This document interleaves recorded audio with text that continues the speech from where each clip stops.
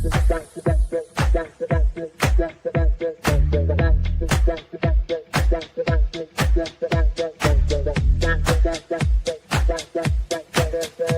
Connections Radio presents. This episode of Thinking into Results is brought to you by Classy Communications PR and Advertising. Classy Communications provides public relations and marketing solutions for businesses, professionals, and nonprofit organizations. They can deliver the true meaning of your business with press releases, social media marketing, web development, email marketing, book publishing, and much more. Wherever your potential clients are, they can help you connect with them. Visit classycommunications.net to learn more about their suite of services that can help your business stand out from the rest. Classy Communications is your solution for business success. I guess you can be very successful without one, and probably some people do. But I would not have accomplished anywhere near what I have accomplished without a mentor. I have had a number of mentors, and my whole life has changed dramatically. I went from going nowhere to having a business that operates all over the world. If you want to win in a big way, you want to get a mentor. It's almost like getting a direct pipeline from their mind to your mind, where you're gaining all their wisdom, all their experience, and all the studying that they've done over a number of years. And like that, you get it all in a short period of time. Are mentors important? Well, I'm going to tell you, mentors literally changed the course of my life. Let's take a look at what thinking into results is and what it could do for you, how it came about.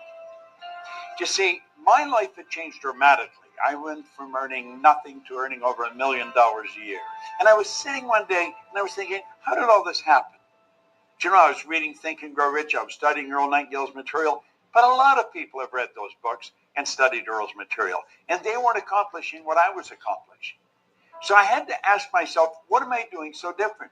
You see, I had been raised to believe if you're going to earn a lot of money, you've got to be really smart. I was earning over $1 million a year, and I didn't think I was that bright. I was also raised to believe if you don't go to school, you can't win. Well, I hadn't gone to school. I went to high school for about 2 months. I didn't have a good job. I owned the entire company. If you want to be happy, healthy, and prosperous, it's all here.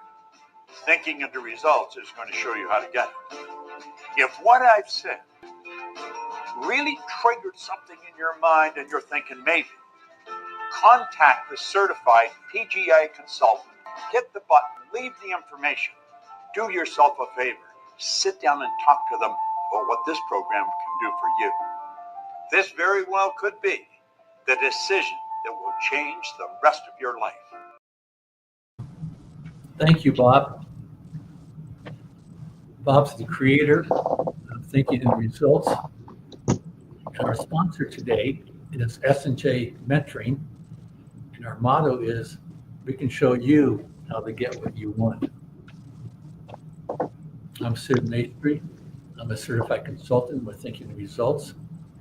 And my partner today, John Gage, has a great message.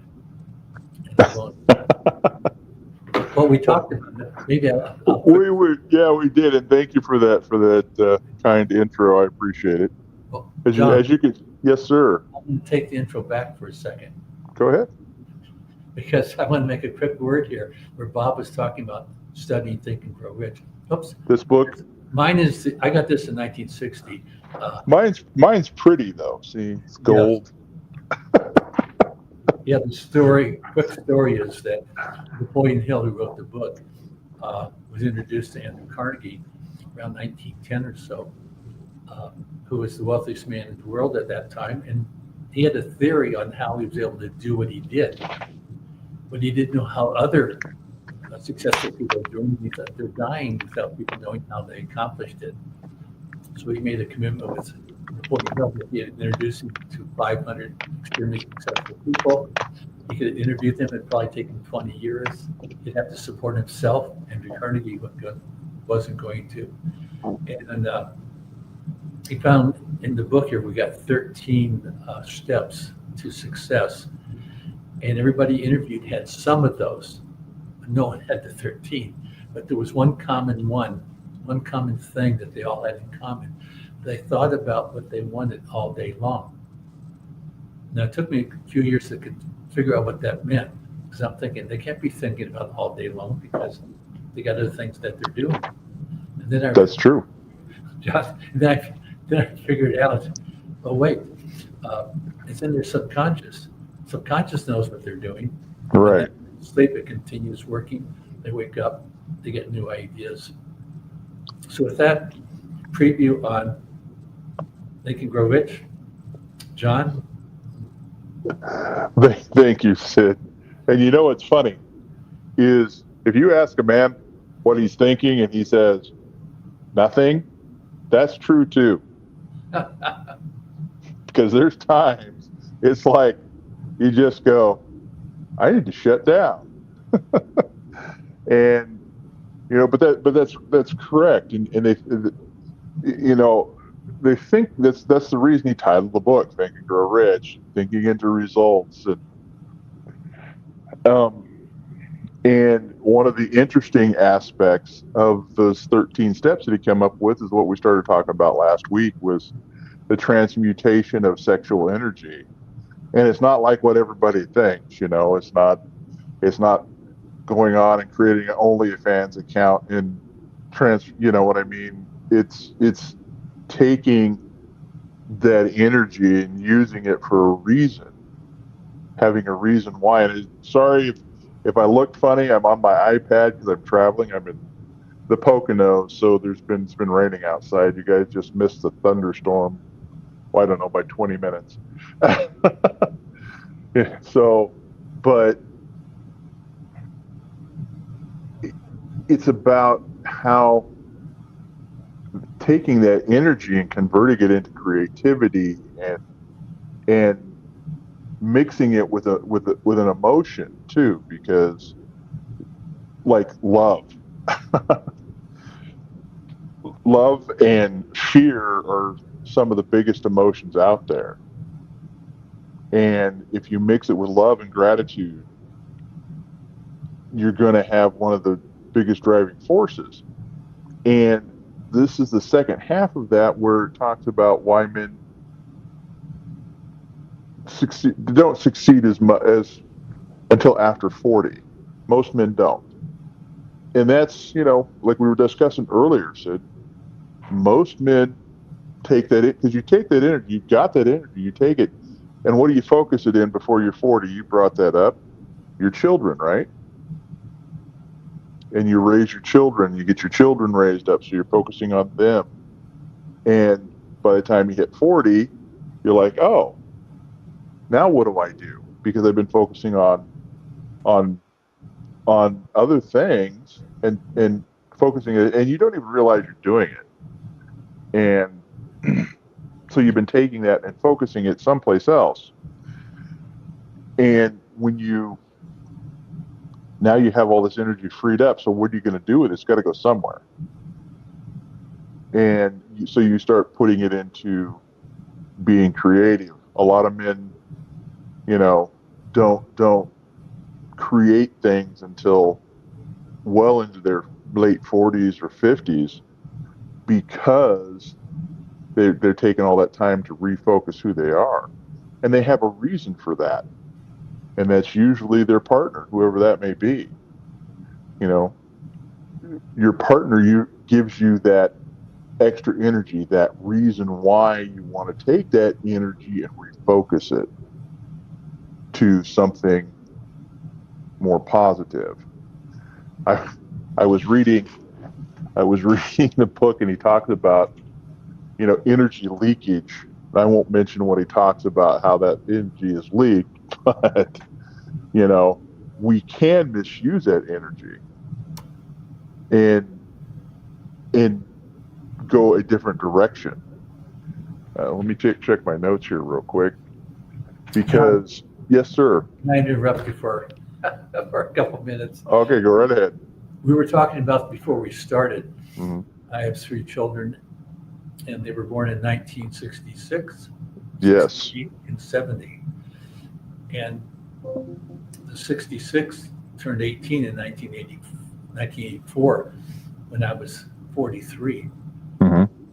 And it was 4 years later, 43, 45, 47, before they were out of the house.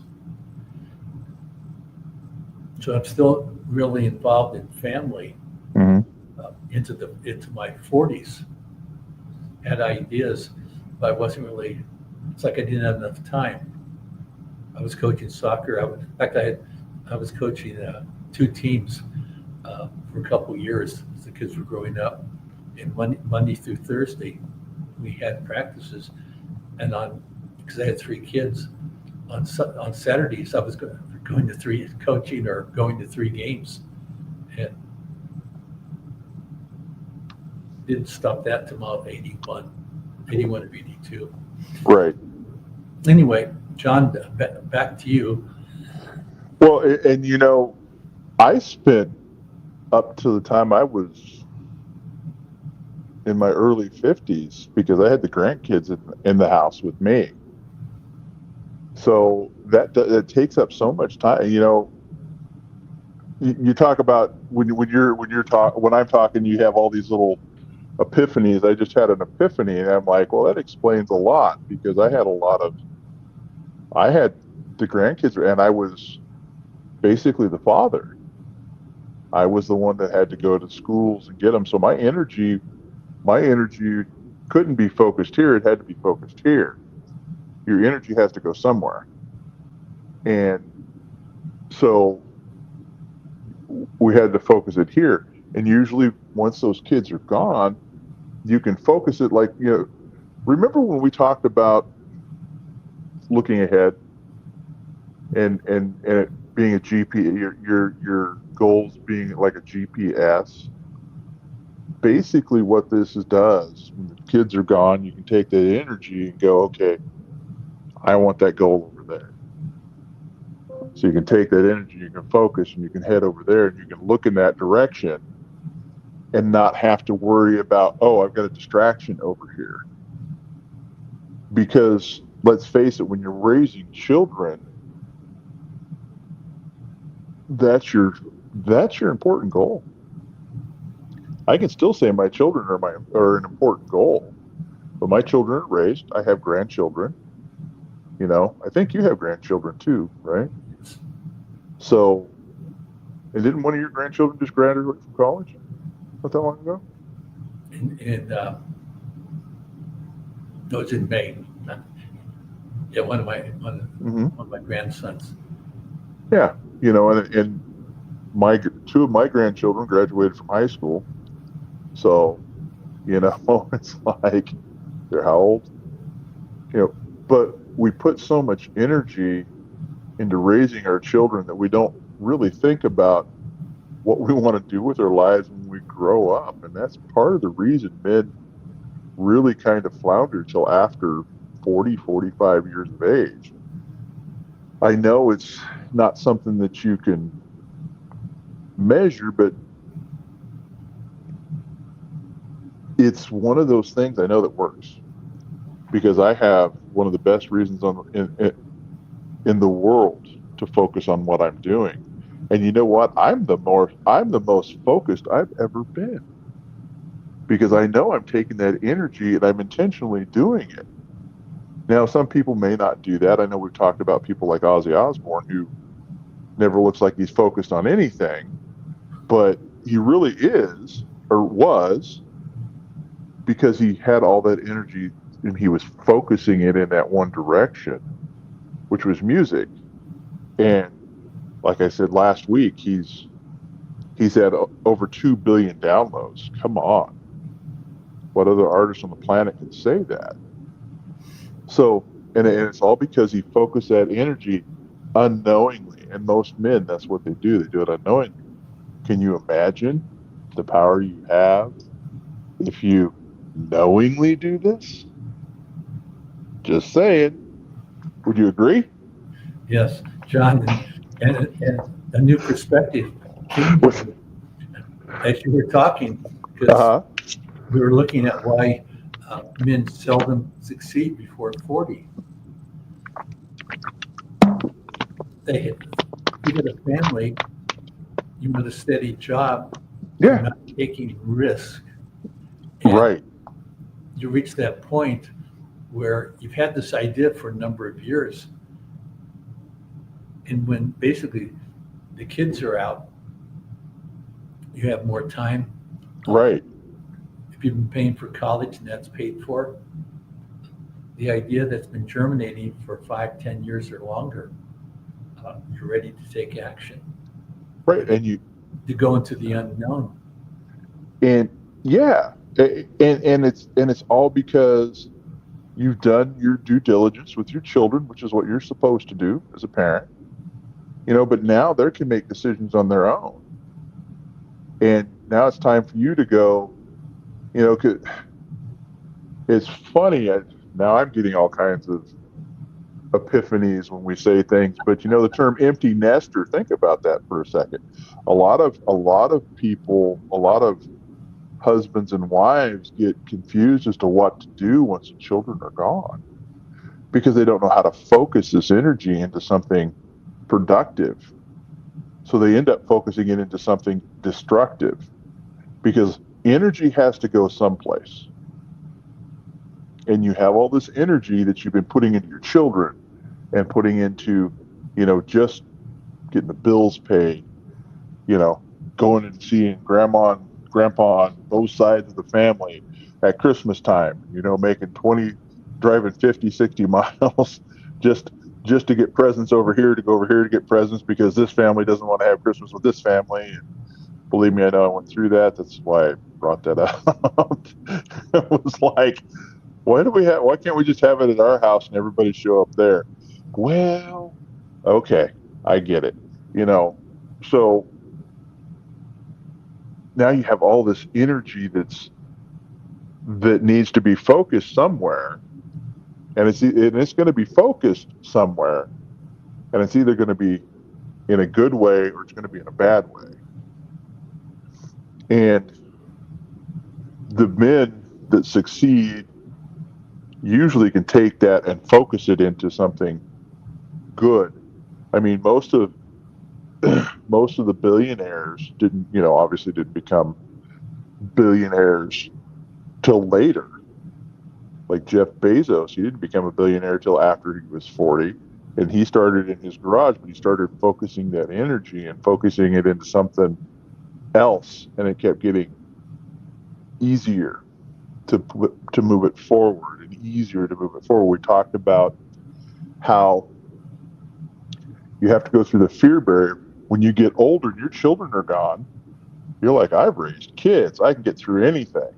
You know what I mean? I've survived 25 years of marriage and I've raised my children. You know what?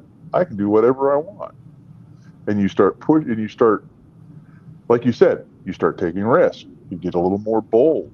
You start pushing forward to do things that you might not have necessarily done before. And it makes it easier for older men to move forward. I know we see that a lot in like actors. They start out young, they don't get successful till they get older. You used the term earlier that I was trying to access, maturity. Men that have children take this time to mature and think about what they do, and they don't get as rash with their decisions. And with certain decisions, they may get a little rash. With others, they're learning little things like, how to maybe, I don't know, make shelves or something. Or I enjoy the show Forged in Fire. I think that would be cool to be a blacksmith. I think it would be awesome to make a knife. And you see that a lot. You see a lot of older men do that, and they become very successful because they have a couple of types of energy there. They have the energy of the sex energy that we've been talking about, that allows you to focus this energy into a straight line and head for your goal. And then they've got the physical energy that comes from doing that, and the excitement of seeing something you created from a massive, melted goo and turn it into something that's fantastic and lethal. There's got to be an exhilaration on top of that, and it's taking that energy and turning all that energy into a positive, and that's why. And men don't seem to be able to really do that until after 40, and that's usually they have a partner of some sort that's behind them. What's the term? What's the saying? Behind every successful man, there's a woman. Where did that come from? Do you know? I mean, you've been older for a while. Well, it probably goes to Napoleon. Does it? Oh, that's true. That's right. Yeah. That's one because of your example. Because that was because Napoleon, we definitely know for a fact that he was all about pleasing Josephine. There's a movie that came out a year or two ago, Mm-hmm. and it could have been called Napoleon. I don't remember, but it was. Okay. It was about his relationship with Josephine in the movie. Was more than 50%. So the battles were less than 50% of the movie, and it was really you saw a sensitive side to Napoleon. And And I think we do some of our historical figures a disservice by not showing their sensitive side and showing this side of them that may be a little more harsh, because that sensitive side is something that really keeps them going and do the things that you don't want to do. One of the things I've always admired about samurais is one of their rules is for every art of war you have to have two peaceful arts. So like painting. So for every arts of war, so like, kung fu, or let's say using their sword and their martial arts for that. So they're a samurai and they're using the samurai sword and they're a master at it. Well, they have to master two peaceful arts as well, maybe cooking and painting, or gardening. That's where you get all the the bonsai trees and stuff came from. And these are all older men that became successful and they had to focus their energy, and it was mandatory, into something peaceful as well, so that they had something that they could go to, because the art of war was stressful and could cause mental and physical damage. So you would have to go and do something peaceful. And essentially that's kind of what we teach, because I'm finding myself, I like getting up in the morning and finding that 1 hour of peace and quiet that I can take and I can use it to focus where I need to go and think about why, and start the process of thinking about what I want all day long. John, you've given me two other examples to share. Oh no. That you may not know either of them, but Winston Churchill loved to paint. I actually knew that. And I have one of. He also had great taste in cigars, so. I like that. But his painting, he was at some conference during the Second World War with some leaders, I'm not sure, something very serious. And I think it was 3 or 4 days.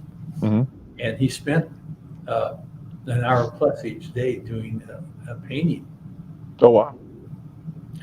And then the second one, then I bet you don't know this one, that General George S. Patton wrote letters every night to his wife. I didn't know that. And he spent way more than 50% of his years married away from his wife. Which is, proof positive that sexual energy is there. Even in war, it's like he's thinking of his wife, even though he spent more than 50% of his time away from her. He still thought of her every single night. That was a lucky man. And I'm going to tell you that right now. I'm a lucky man. I think of it all. I think of my wife all the time. And I think of the things that I want to do all the time. They're always in the back of my mind. And how I want to make our life better. And I know that where it's coming from. And when you're that close to your partner and allow that energy to produce creatively, great things happen. And you're never too old to take that energy and put it towards something good. I see we're getting close to time, and it's actually been kind of a fun conversation. Was there anything you want to say before I end this, or end Sure. this? Well, that sounded good. Before I close, oh my God. We're talking about, in my example, one of Bob Proctor's favorite expressions, 3 words: never stop learning. I was 70 when I met Bob. I'm 83 now.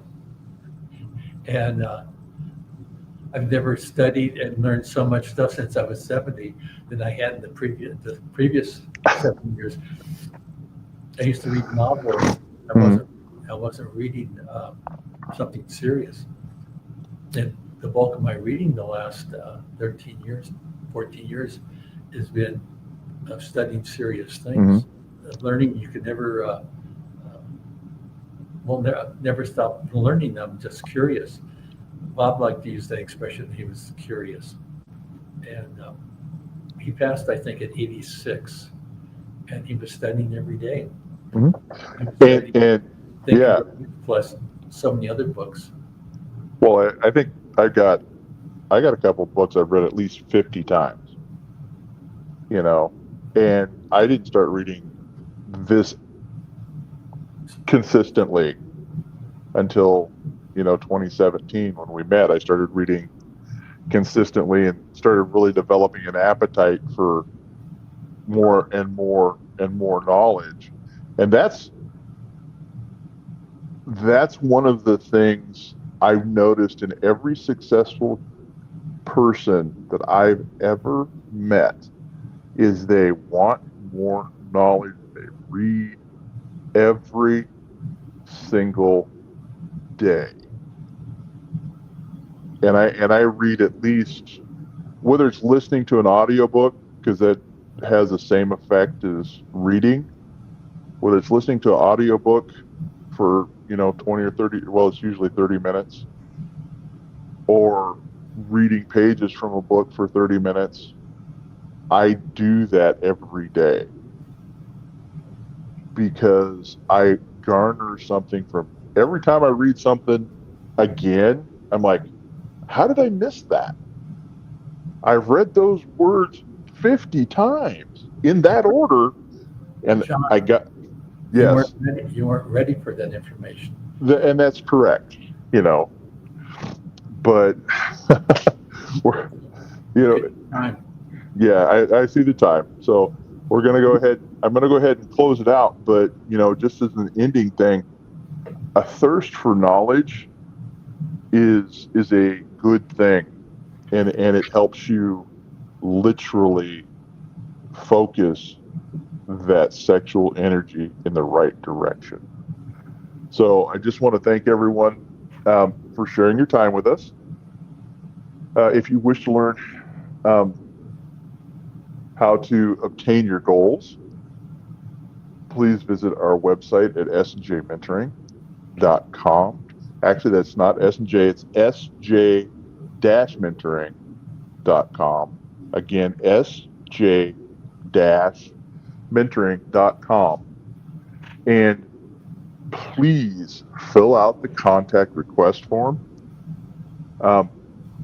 This allows you to receive a free discovery session, which is valued at about $250. This is where we learn about your unique situation, okay? Your unique goals, the goals you want, so that we can show you how to accomplish them. That's what we want to do. So, go to the website, fill that out, and let us get you on the right path. Please like, share, subscribe. We really appreciate that. It helps a lot. And join us next week because we're going to talk about step 11, reprogramming your beliefs. You can if you think you can. So again, visit sj-mentoring.com so we can show you how to accomplish your dreams. Have a great day, everybody. Thank you, John. Thank you, Sid. Did you know your clothing could help balance your body's pH levels? Our cutting-edge fabric technology naturally promotes optimal pH balance, helping you feel energized, refreshed, and at your best every day. Use promo code PRTalk for more info. Tap the link in the description or contact our experts at 702-445-9488 to learn more. PR Connections Radio thanks you for watching this podcast. Check out more episodes of this show and our others at prconnectionsradio.com.